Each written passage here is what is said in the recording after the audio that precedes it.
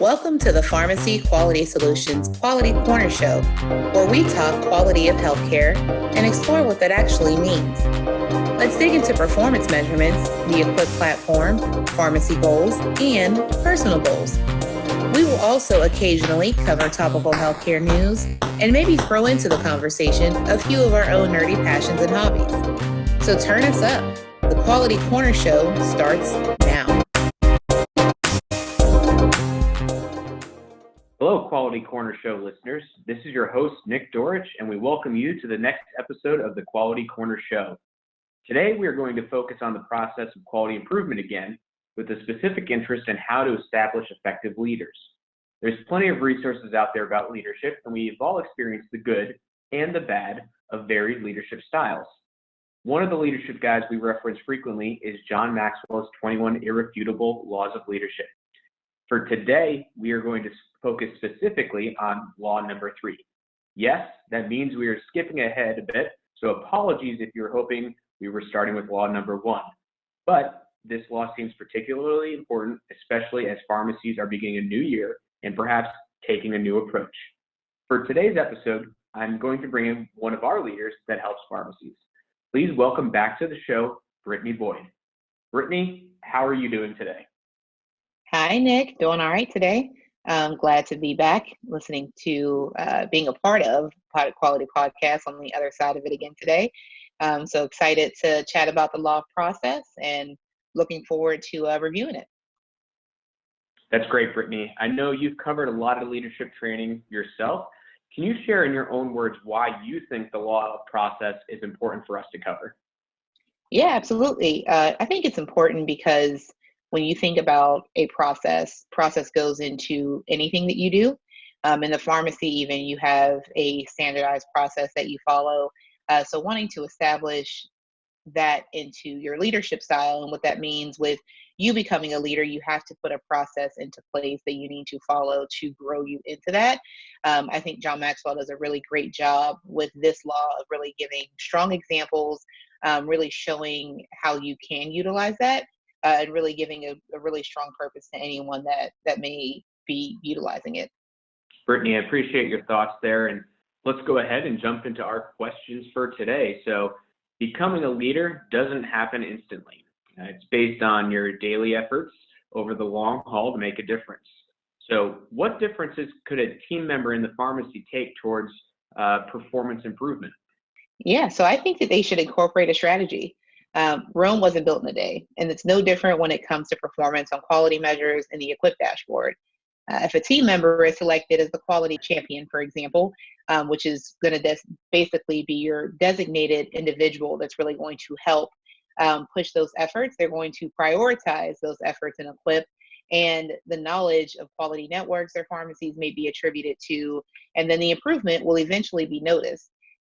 Something else as a strategy to incorporate can be as simple as 15 minutes once a day, every week, to maybe track your outliers. And after each Equip refresh on the 15th of every month, reviewing which measures have improved and the others that may need more of a budge. Yeah, so let's talk about a little bit further how we're looking or applying that, because it's not just that we have a strategy, it's how we implement it, right?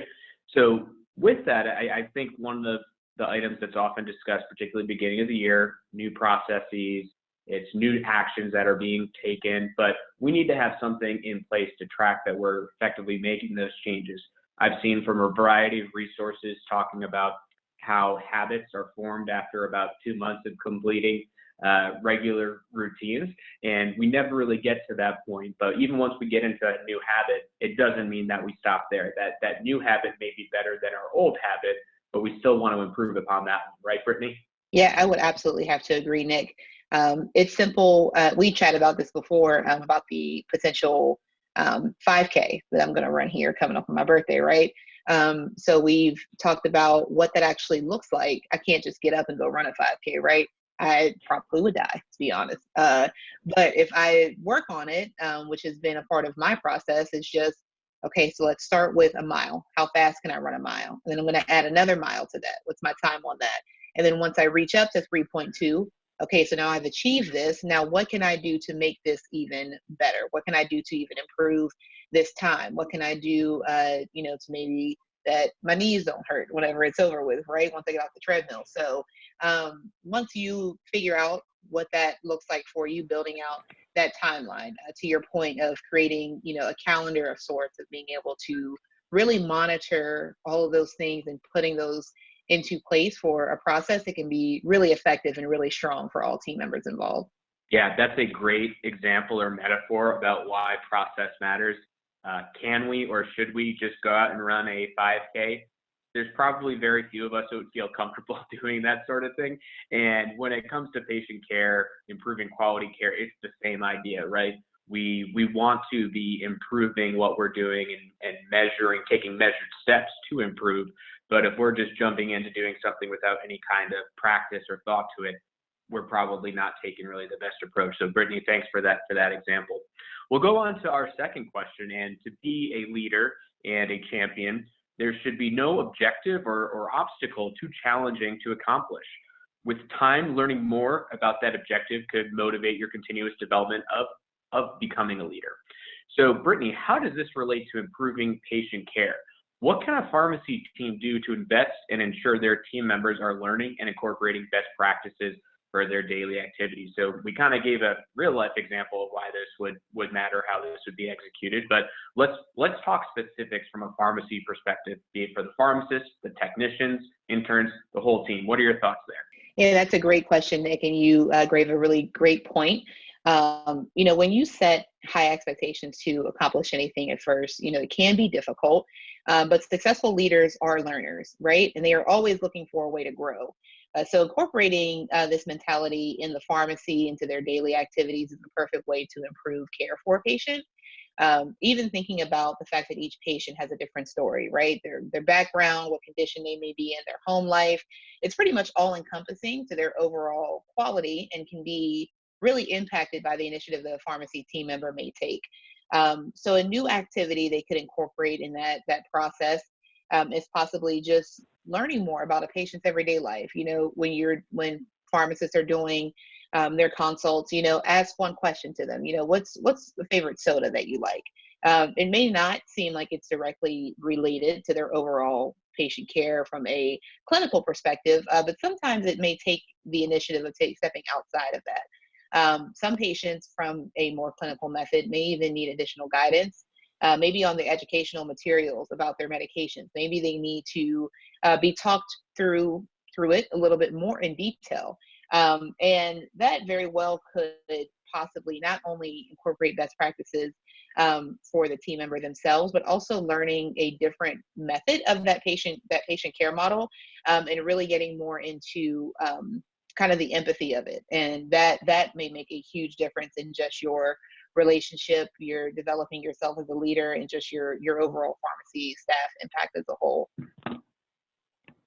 Yeah, I think that makes a great difference there, Brittany, and the components on it's knowing the patients, it's knowing the details that are there, it's knowing the history. And for a lot of service opportunities and working with patients, pharmacists have a lot of tools at their hands. And whether it be something like a MedSync, whether it be MTM, whether it be any other number of services or other counseling opportunities, we have a lot of tools, but any tool can be effective or ineffective in the right hands or with the right or different intentions that are there. So you may have a tool that works for 99% of the patients, but if you're trying to get that 1% of patient where it doesn't work for, at that instance, it's not going to be very effective. And I think that's where it really comes in with the nuance as we're talking about improving quality of care. We want to have a lot of different ways that we can improve and work with patients, but at the same time, we need to know when we switch to a different tool or to a different approach. Brittany, I'll take a little bit of a different tactic and a follow-up question here for this. And you and I both have experience working in a pharmacy. And for myself, it's been a little bit of a different approach, and been a number of years since I was behind a pharmacy bench, but you have experience as a pharmacy technician as well. When it does come to these items and engagement with the team, I find from my experience and experience with others that it really helps when people understand the context, right? It's not just that we're doing outreach to a patient for reason just because, right? It goes into what's the rationale behind it and giving people a why. And I think a phrase that we often point to is that it starts with why. So any best practices or tips that you would recommend on ways that this can be built in to give people a rationale or an experience so that they're really emotionally attached to these services and the quality improvement process? Yeah, Nick, I think you said it. It starts with why. Why are you taking the steps that you are to really want to improve patients' care? Why are you taking the steps that you should in order to improve your overall performance? Not even just on the performance measures that are available in Equip, not just utilizing the tools that you have, but kind of overall, what's really your end goal? And I think that if you kind of establish what that end goal is, what you are really trying to achieve, not only will that help with all of your team members that are incorporated, but I think it will also assist with your own personal process of you really wanting to strive to be a better leader. When you're looking at it from a holistic view and you're incorporating those different methods into play and you are putting them in a process, but you have a true why behind it, that is when everything else kind of falls into play. And that really is when you're able to improve yourself. You're able to learn more about you as an individual and also learn a lot more about those that are around you. Yeah, thanks for that response, Brittany. We'll go ahead to our next question, and this is going to be talking about a little bit of a different approach to this. So when you're incorporating daily effort to acquiring knowledge on improving a skill, results should show. Our script for this podcast said results will show, but we all know that's not actually the case, right? And sometimes it's identifying when we need to have a change in tactic. But when it does come to progression of these skills, growth, they may be painful, it may be uncomfortable, and it may put people in a place where they're not really feeling the love or attention that they would like to see. So how does a pharmacy go about creating a culture of growth where this type of new expansion can be done so that there is a new growth opportunity and that we are stretching outside of our comfort zones, but also in a way that people can experience some of that pain and discomfort, but still feel like they are part of the team and that there is a light at the end of the tunnel? Yeah, Nick, absolutely. So for this, I think everyone just needs to be positive, and make sure that the entire team is involved. I'll take a slightly different, I guess, fun approach with this, but Nick and the entire PQS staff is very aware that parties are my thing, and celebrating and planning them and getting them together. I think it's awesome. When we have growth internally, we celebrate that, whether we're celebrating it via email or we're celebrating it when we all get a chance to get together. And we know that sometimes that growth can be painful, and having to deal with certain things that may be challenging. But the reward at the end that's coupled with the motivation throughout the process could be culture changing. Pharmacy staff may encounter a multitude of uncomfortable situations, but maintaining an environment that is geared towards positivity will make a difference. An example of this culture change may be proposing if we get one patient that's considered to be an outlier into the pharmacy and field, maybe the team have a pizza party. If you're a quality champion that you establish, has set a performance goal for the next Equip refresh and it's achieved, everybody goes out for ice cream, right? This gets all team members included and allows for the results of the process to lead to that growth. A culture of growth, again, not like Rome, does not go overnight. It's going to take some time, some effort, some real commitment to get everybody involved. But I think if you lead with positivity, lead with the understanding that, hey, no matter what, we can push forth through this and we can achieve and we can do this. I think, again, everything else will fall into play, and that culture of growth can really be pretty dynamic and really changing. And I think PQS as a whole, I think we're a great example of that.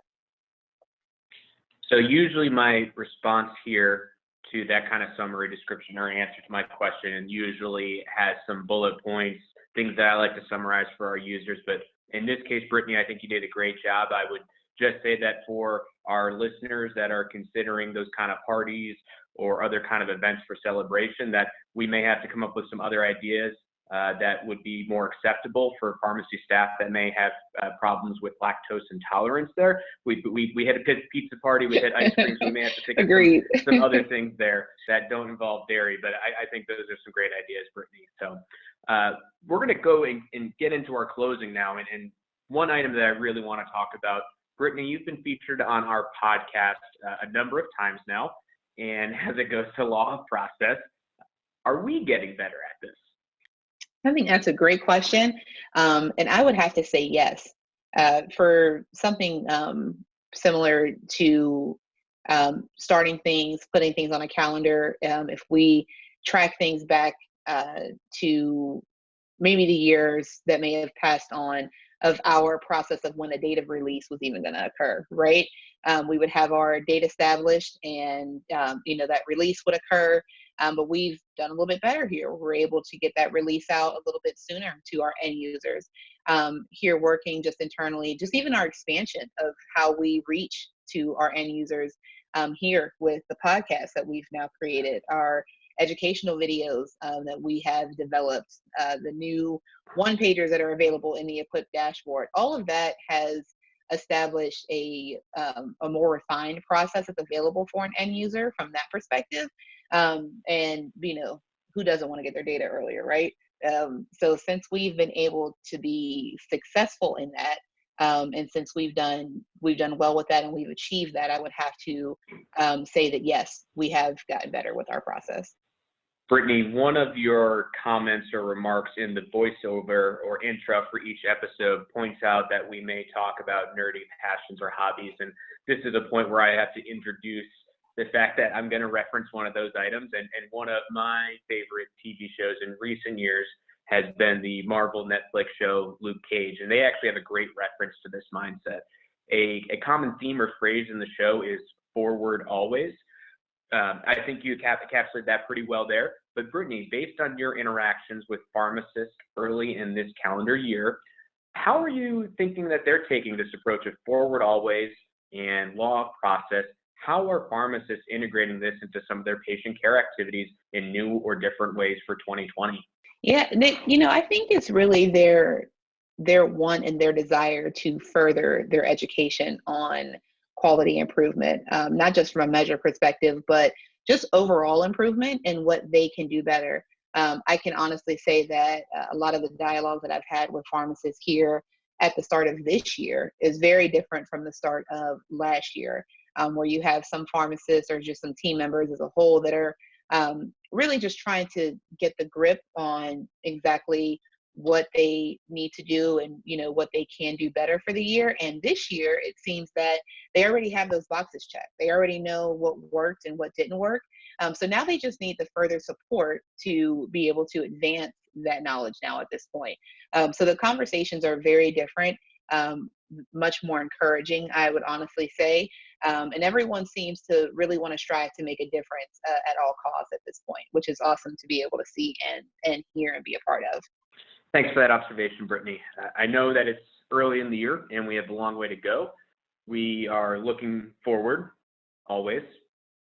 Hopefully you can see or hear what I did there, to hearing more about the success of these operations in 2020.